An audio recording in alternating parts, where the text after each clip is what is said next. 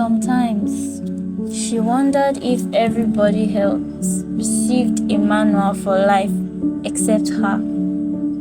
People around her seemed certain about purpose, certain about identity, certain about where they were going in life. But her, every morning felt like waking up inside a life she did not completely understand.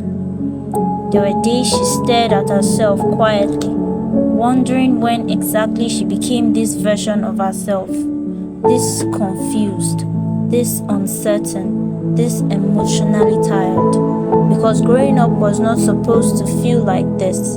At least, that was what she thought. She watched people speak confidently about dreams, about plans, about ambition, about destiny. Meanwhile, she was still trying to understand who she truly was beneath the noise. And honestly, that frightened her because she had spent so much time trying to become what people expected that she no longer recognized herself outside their opinions. So she adapted. She smiled when necessary, laughed at the right moments, acted strong when people needed strength from her. But internally, there was noise, too many expectations, too many fears, too many silent questions she could not answer. Questions like, what if I never figure my life out? What if everybody else is moving forward while I remain lost?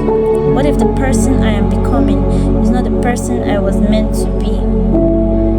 And the dangerous thing about identity battles is that they are usually invisible.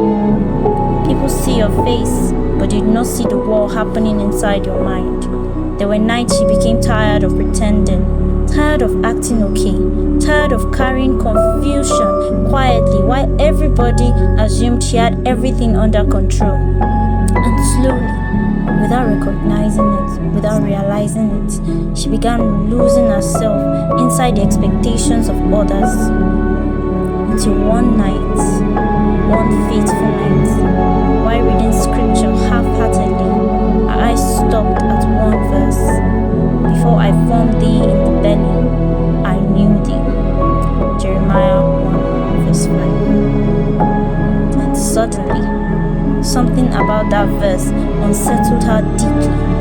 If God knew who she was before the world touched her, before disappointment, before fear, before rejection, before comparison, then maybe the problem was never that she lacked identity.